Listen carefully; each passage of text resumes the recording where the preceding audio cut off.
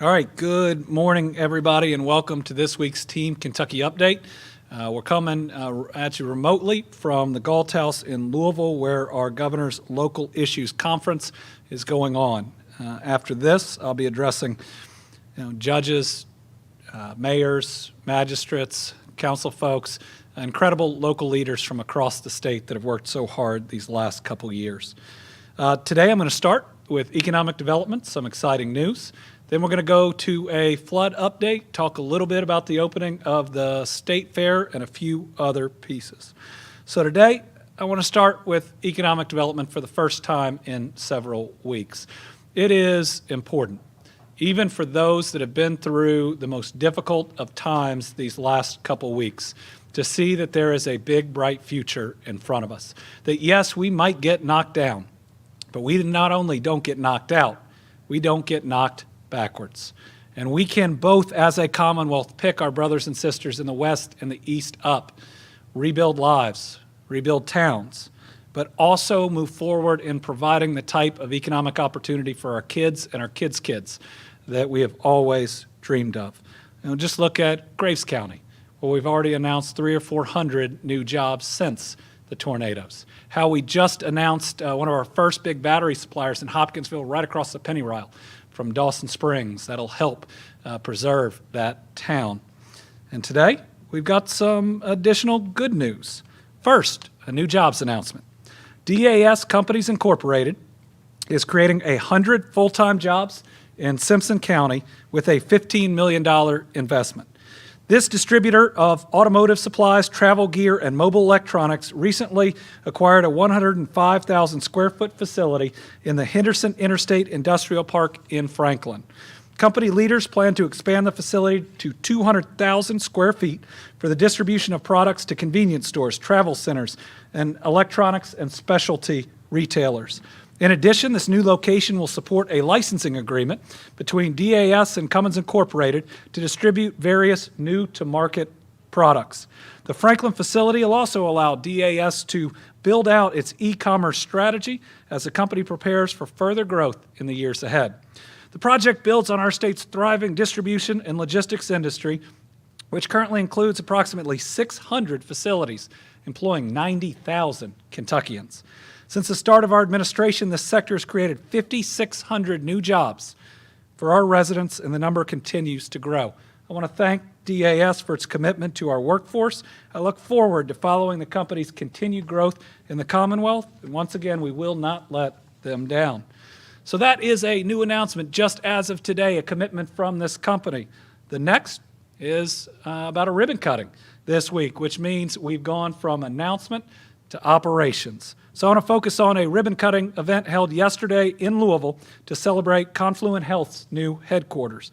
This project was announced in January. It is a $10 million investment creating an impressive 350 quality jobs for the citizens of Jefferson County and the surrounding areas.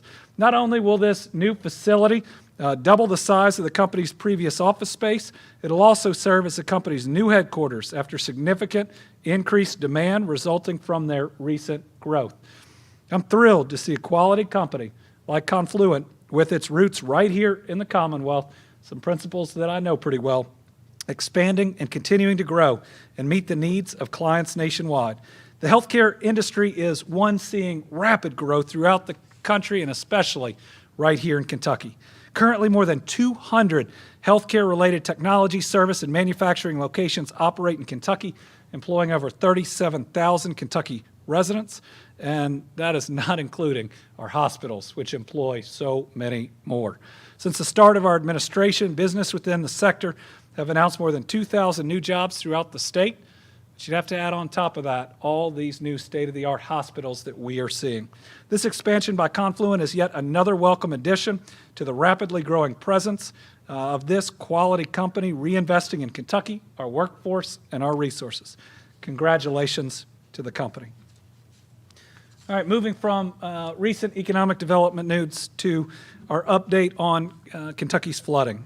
First, remember that we see this in three general phases. The emergency phase, which we are probably about 90% through. The stabilization phase, which we are right in the middle of. And ultimately, the rebuilding phase. So in recapping where we are through the emergency phase, still 39 fatalities across 5 counties. We still have the 2 missing women from Breathitt County, Vanessa Baker and Nancy Cundiff. If you have any information on them, please contact Post 13 in Hazard at 606-435-6069. Admittedly, there's not a lot of hope at this point, but at least we could give their family peace of mind and continue to pray for a miracle. 455 people are being housed by organizations including state parks, churches, schools, and community centers. One of the remaining tasks to get from emergency to stabilization is getting the last groups of folks out of congregate shelters, think 50 people in a gym or a senior center that we've set up, and into more stabilized housing. 319 of those 455 are at our state parks. That's Jenny Wiley State Resort Park, Buckhorn Lake State Resort Park, and a couple of others.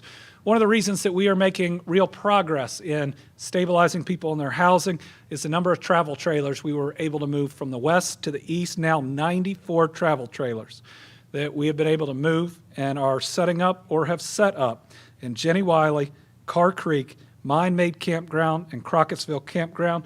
You can apply for that sheltering program through our flood resource page on the website. 700 plus have applied for it.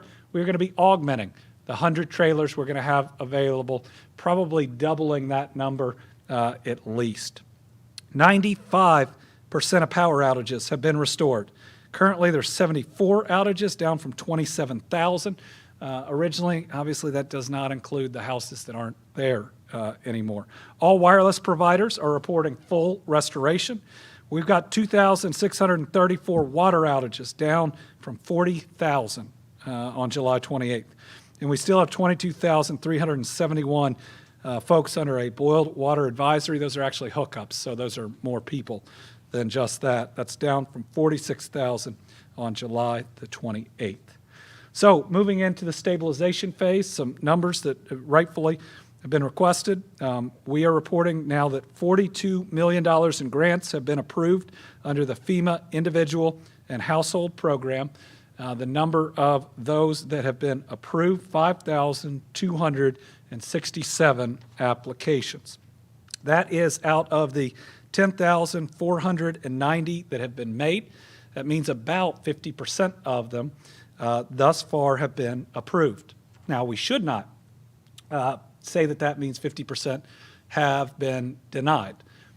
And even those that have been denied, we want people to keep pushing, and I'll talk about that in a minute. This is up from 30-something% the first time I saw those numbers. Still not enough, but it is progress, and when our federal partners, even if we're frustrated sometimes, are making real progress, we want to say thank you, while also continuing to push FEMA to help out our families. Of the $42 million that FEMA's reporting, 32.4 is in housing assistance grants to homeowners to bring their damaged property to sanitary and habitable conditions. $8 million is in other needs assistance that provide grants to provide immediate needs such as medical and dental expenses, moving and storage costs, and child care. So again, 10,490 FEMA applications thus far. And also remember, we ask some people to apply because they have to apply for FEMA, even if we know they're going to be denied, get denied, and then are available for other programs. So a lot of moving pieces, and we're going to try to further drill down on the different buckets. How many are pending? How many have been denied? How many have been denied and then later approved? What are the reasons? But we are getting more transparency and more numbers. It'll help us to be good advocates. It'll help for purposes of transparency to make sure we can get that out there, and it'll help families to know the additional work they need to do. The couple different things that could be causing delays in some insurance determinations. If you have insurance, depending on what it is, even if it doesn't cover the flooding, sometimes you have to make a claim. We're working on speeding that up and be denied to then be approved for FEMA. One challenge FEMA's had that we are working on is in the past they've always sent just a blanket denial letter at that point, even though they say go ahead and sign up. Everybody sees that that is a challenge. My hope as we move into other natural disasters in other places is that one of the lessons we learn is that we need some new nomenclature to let people know where their claim is and continue to push. Folks out there need to respond to FEMA outreach. If FEMA calls you a certain number of times, and we are working to increase that number, and they are unable to reach you, or if they show up for an on-site scheduled visit and you are not there, that may result in the denial of a claim. Now, that doesn't mean we can't get that fixed, but want folks to know you need to pick up the phone, you need to be there if you've scheduled an appointment. One other way that can help is signing up for direct deposit with FEMA. It's fast, safe, and your FEMA checks won't get lost. You can call FEMA at the 800-621-3362 number to sign up for electronic deposits. It may take a little more time, but that can be a real big help to getting you what you need faster. To date, FEMA's approved 12 counties for individual assistance, disaster and unemployment assistance. Survivors in IA-designated counties may apply for the $500 in critical needs assistance. That's been really getting out. 13 counties have been approved for public assistance. That's going to help reimburse so much of the public infrastructure that has been destroyed or damaged. Residents in 4 counties have been approved for direct temporary housing assistance. Special FEMA inspection teams are also making door-to-door visits where inspectors have attempted to contact survivors 3 or more times but had difficulty doing so. They're going to show up to the property to try to do that inspection. Again, this is our push. Let's not give up. Some people live in areas that don't have a lot of cell phone service. We got to go above and beyond. So these special FEMA inspection teams are being deployed starting in Perry County, targeting areas with limited cellular coverage and other communication challenges, such as flood damage to telephone poles, where the population heavily relies on landlines. This has been another request based on the region where this hit, that FEMA has said okay and added to a list of things they are doing for the first time. If survivors are not available at the time the inspectors are there, the inspectors will leave a letter stating the time visit and a contact number. Survivors who miss connections with inspectors or have limitations in reliable communications can call 1-800-621-3362, again, to connect. In addition to deploying inspectors, affected counties and communities, FEMA has the mobile registration intake centers, mobile disaster recovery centers, and disaster recovery centers where there are fixed sites to go in and talk to folks. I want to go over these because this new set of visits to areas that have limited cell phone coverage where FEMA hasn't heard from people who registered is another new step that they are taking. Other steps that we believe for the first time are being taken in Kentucky is that FEMA's calling everybody that has been denied, trying to get in touch with them, trying to talk through the reasons, and if we can, to get them fixed and to get people approved. That means that if you get this call and talk with the people and you can get it fixed, you don't have to necessarily formally appeal. You can get a claim turned from denied to approved.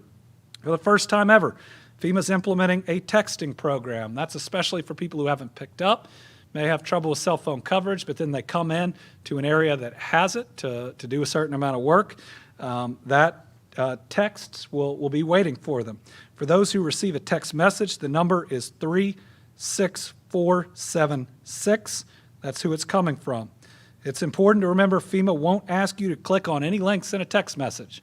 If you have links in a text message claiming it's FEMA, then that is a fraud. And FEMA won't ask you to text back personally. There are unfortunately scams out there. Just make sure you are aware. Next big thing that FEMA's done, we announced this last week, and it's a big deal. Their staff at the disaster recovery centers, which are listed right here, now have the authority to approve claims on site. We don't know that that has ever been the case. They have additional appointments available right now, and I encourage all Kentuckians to visit one. If your claim hasn't been approved, if it's been denied, if it is pending, if you don't think it was, if you think that there is a secondary claim that you should make, please go and look at these folks eye to eye. They can hopefully give you a full accounting of what else you need, and maybe you can walk to the other state recovery operations that are there, get the documentation you need, and get approved. I believe between FEMA and the Commonwealth of Kentucky, this is one of the strongest pushes that we have ever seen to get more people approved after a disaster like this. I appreciate FEMA being willing to try new things. That suggests to me a real willingness to change culture, and it's got to happen because our people are depending on it. DRCs are open from 7 a.m. to 7 p.m. Monday through Saturday and 1 to 7 p.m. on Sunday. And in at least some of the mobile units that are out there going neighborhood to neighborhood, FEMA staff have the ability for full approval on site. So I urge all flood victims to have all documentation on hand when you go into the center or when FEMA has a scheduled visit to your home. Everybody in this situation wants to do better. And listen, I've been frustrated at the numbers originally. They are going up. We want to see them continue to go up. But just like when I tell the citizens of Kentucky when I'm frustrated, I want to tell them when I am seeing a response. And we are seeing a significant, major, maybe unprecedented response to what we've requested out of FEMA. Disaster unemployment. Now specifically on applying for disaster unemployment benefits, a couple different ways. You can go online, kcc.ky.gov.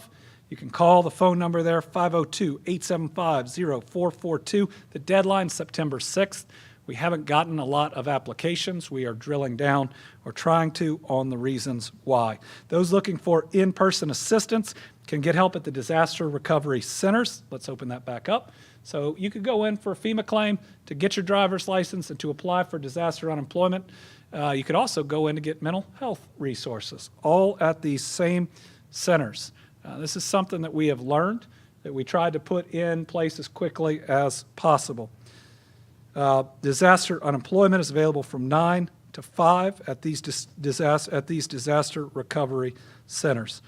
Claimants should also note that there is a mobile workforce center that's available to following locations from 10 to 4 through Wednesday. Prestonsburg today at Food City, tomorrow at Food City in Whitesburg, Wednesday, well, it's Thursday, so this is a little dated. We'll get the updated places on where it will be.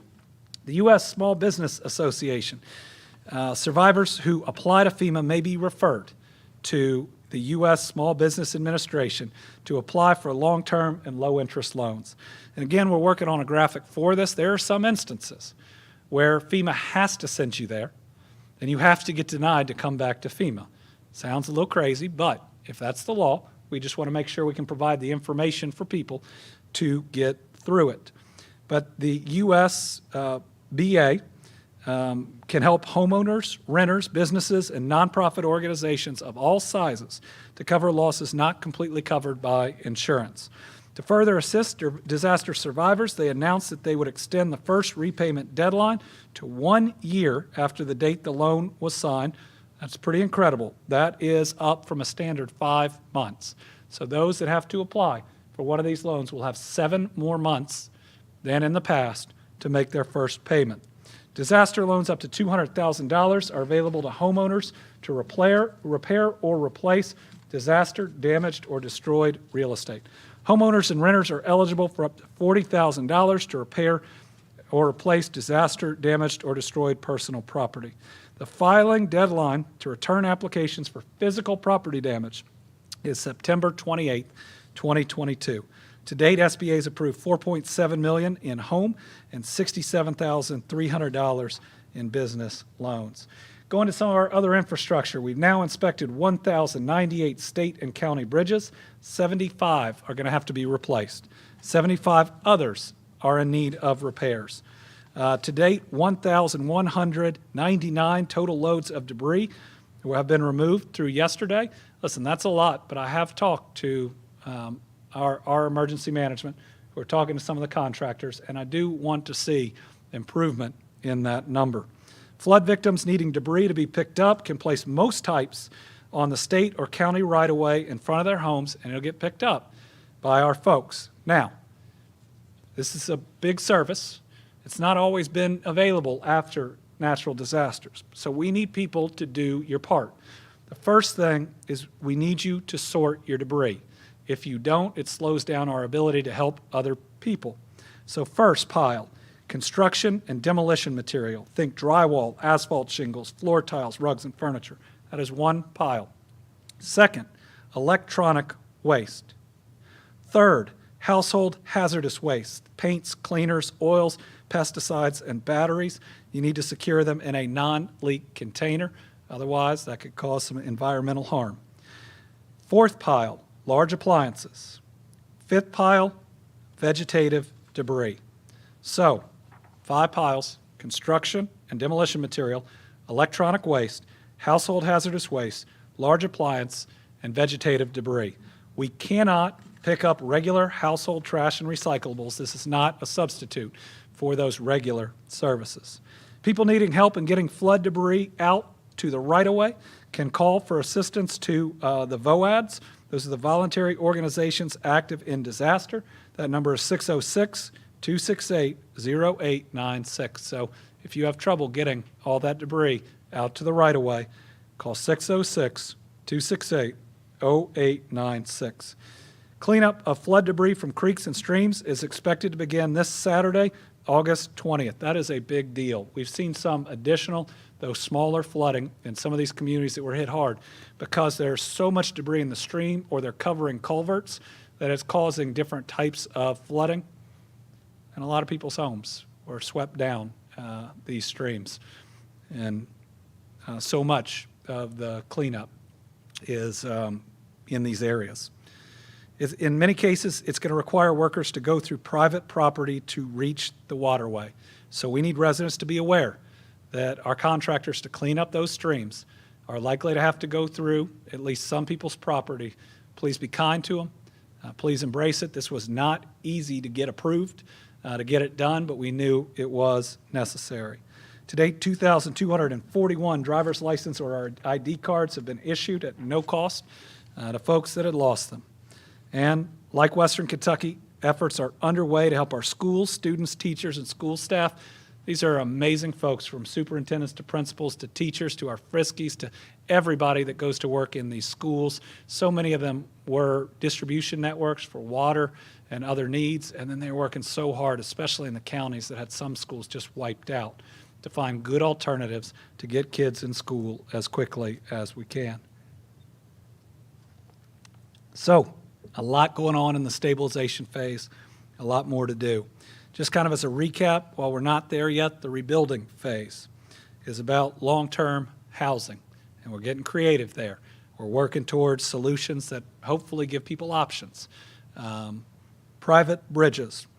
This is a major challenge, and not every bridge falls in the same bucket, and many people can't even get to their property right now because it was wiped out. And then overall resiliency. How can we at least provide the encouragement for folks not to be back in harm's way? Team Eastern Kentucky Relief Fund is both about stabilization and long-term recovery and rebuilding. To date, 34,157 donations, a little over $6.5 million. And I think we've now sent out payments for all 39 funerals. Those were always the first payments that went out. You know, in this instance, as compared to Western Kentucky, there are a lot more funds that are out there. So we are working on bringing them together to coordinate so that we can hopefully do a lot of things we did 7.5 months ago, like payments above and beyond Fema and other help we were able to provide. And then ultimately, some of the dollars going to these funds needs to be about long-term rebuilding. Remember, after about a couple months, the rest of the world looks elsewhere. And this rebuilding process is a couple of years. And so every successful disaster response, you can't spend everything right away. Otherwise, there's not the resources we need to ultimately rebuild these towns and areas. I was asked a question, I think at the last update, about behavioral health and mental health services. So flood victims are continuing to come to terms after devastating loss. People lost, family members there grieving, friends, neighbors, and then personal property. I can't imagine how it feels to lose absolutely everything you own, especially if you scrap for a long time for what you have. There are resources in every county and people on standby to provide help.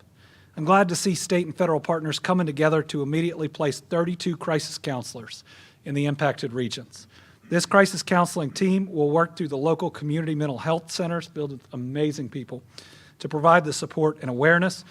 Since August the 3rd, 2,413 contacts have been made for mental health, behavioral health assistance, and I'm really heartened to see that. It is okay to not be okay, and I don't know how anybody can be okay if they've lost everything and or lost a loved one.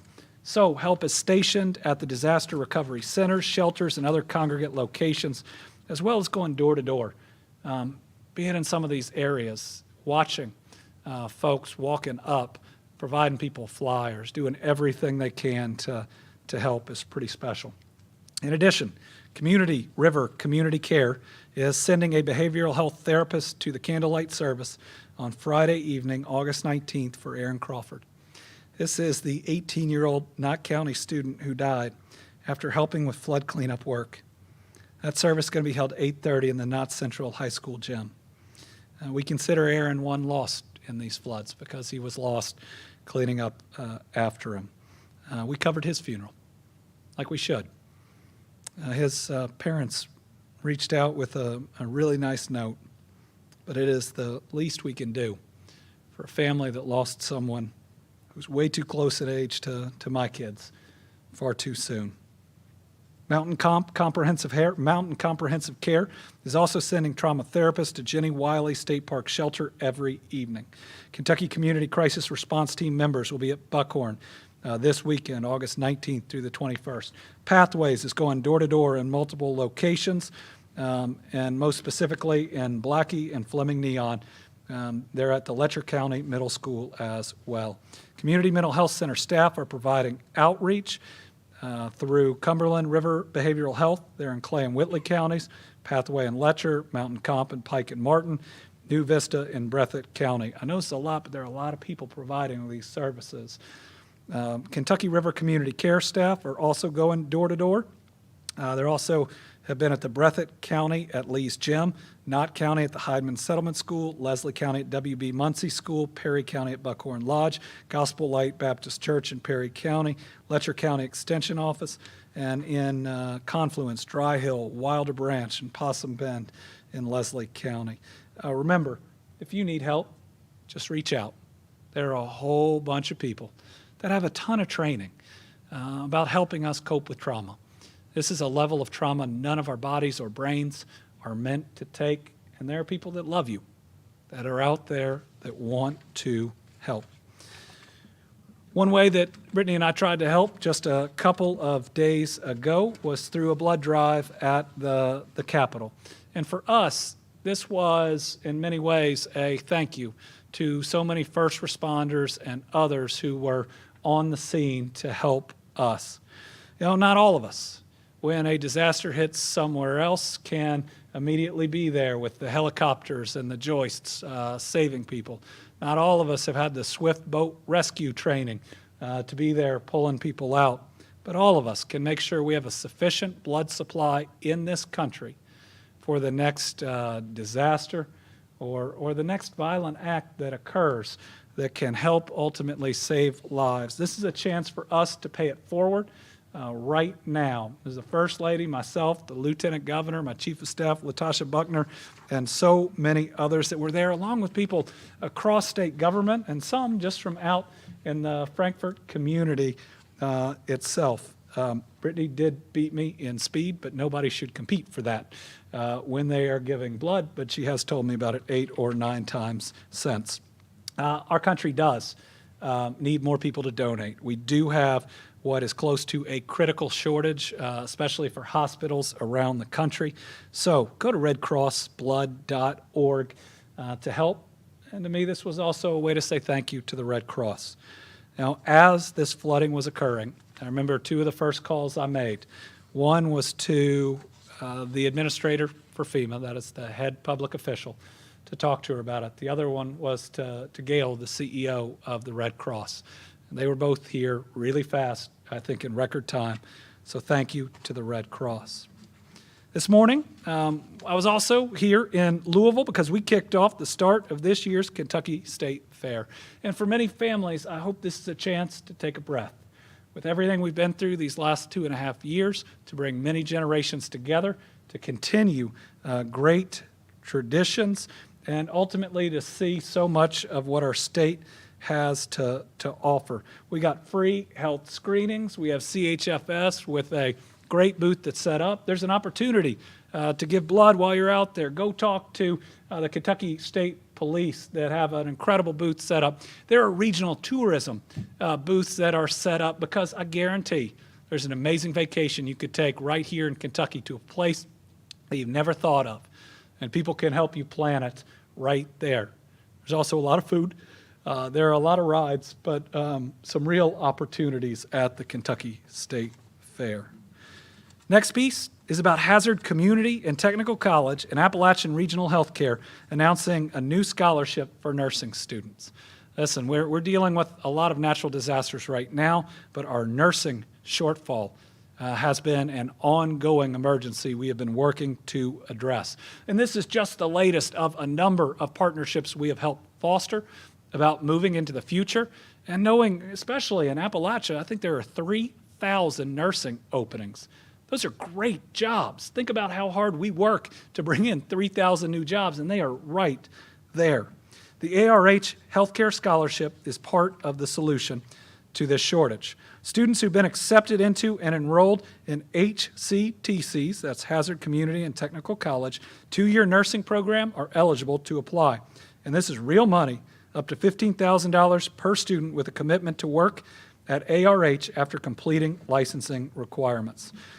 This is just the newest of what I think we will see as the newest pipeline that ensures people get meaningful employment and that we can meet the hiring goals of our employers, including our hospitals. It's a vision coming to a reality here where when you sign up for one of our, especially career and technical programs, when you go to any of our KCTCs, when you sign up for that class, you know what your job is and who it's with before you sign up, coming out. That gives everybody the confidence that what they're doing will pay off, and it allows our employers to plan 1, 2, 3 years out and provide meaningful educational opportunities even during that period of time. We're going to be working with our high schools and the investments we're making in career and technical, with KCTC and with others to have more of a direct pipeline. And I think when we do that, you're going to see more scholarships like this that is going to make these education opportunities more affordable because private sector employers are more than willing to invest in these educational programs when they know that they're getting employees out of it. And think about what nursing students have done.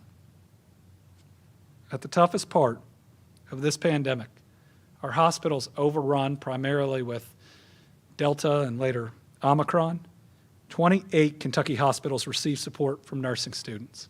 It started with a conversation with Galen College of Nursing, which I'm forever grateful for.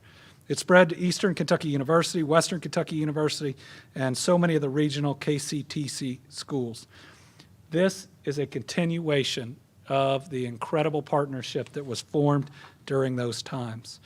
And it follows on a December announcement we made in Pikeville on the Rural Health Nursing Fellowship Program, which is continuing to expand.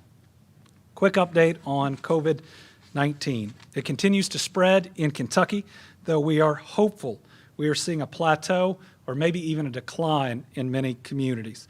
Several counties are now back to low COVID-19 community levels, though we still have more red than we ever want to see. We continue to recommend that masks be worn, especially by persons for high risk for severe COVID-19 disease in indoor public spaces in the red.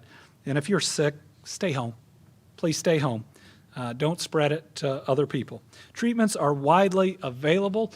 You know, I've talked to a number of people. We all know 4 or 5 people that have COVID right now or are just getting over it. Heard firsthand about how good the antiviral medications have been. Make sure you get help because it is hitting people hard. Thankfully, it's not killing nearly as many people as it was in other stages. But you can get help and not be as sick. Number one thing you can do to prevent serious illness is get vaccinated or get boosted And if you're eligible, get that second booster.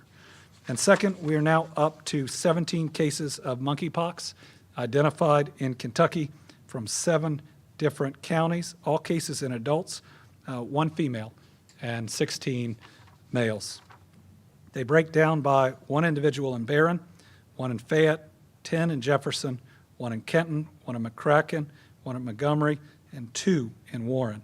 To reduce the risk of transmission, individuals should avoid close contacts with partners who have skin, rashes, or lesions. Anyone's concerned they may have symptoms or who may have been exposed to the monkeypox virus should go talk to their healthcare provider right now. Anybody eligible for a vaccine, go get it.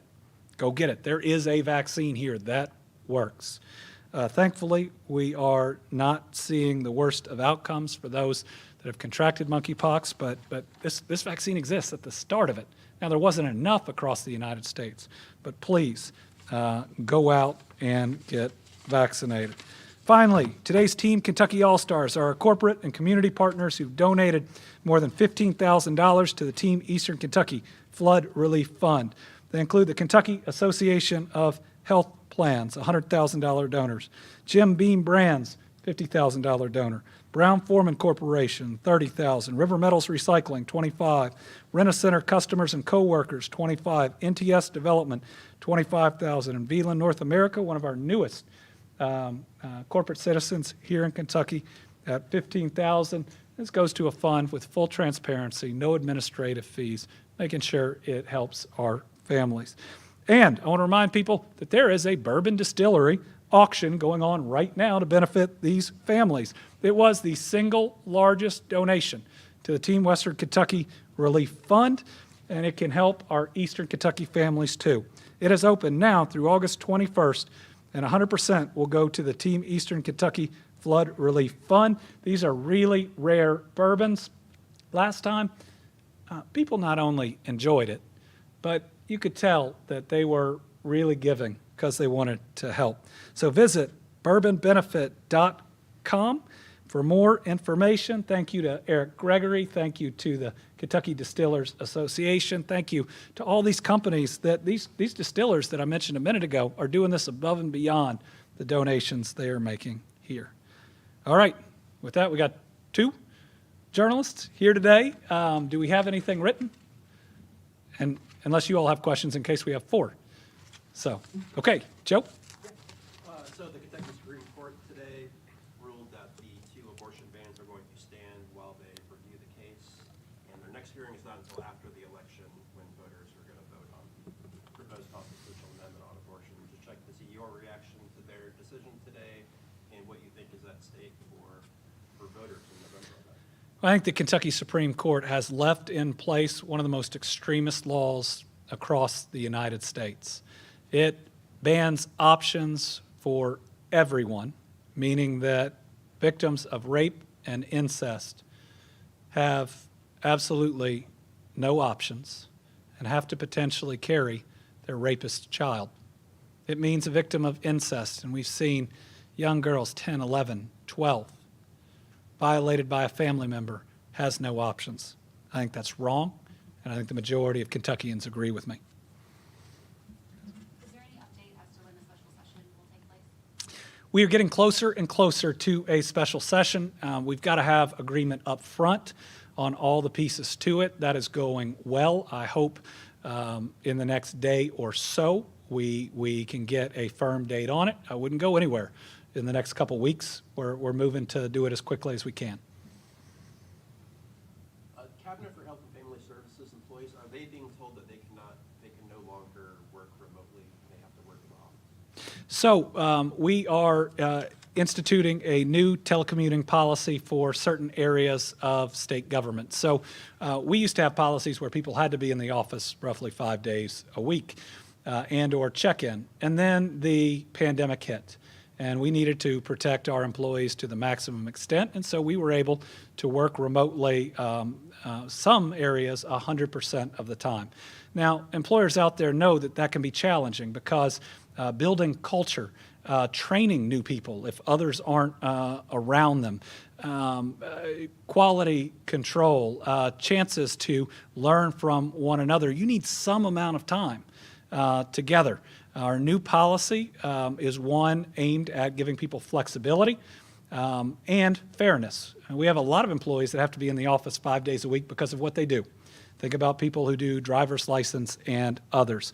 So our new telecommuting policy, which isn't a blanket policy, allows 2 days of at-home work and encourages 3 days in the office. Now, cabinet secretaries and division heads that have specific types of employees are allowed to apply for differences if we think that they work. But it's trying to find a balance, knowing that work will never quite be the same again, and knowing some of our employees have been more productive at home, but also how do we train the next generation that comes in, and how do we ensure quality without some level of in-person interaction. So just trying to meet that balance.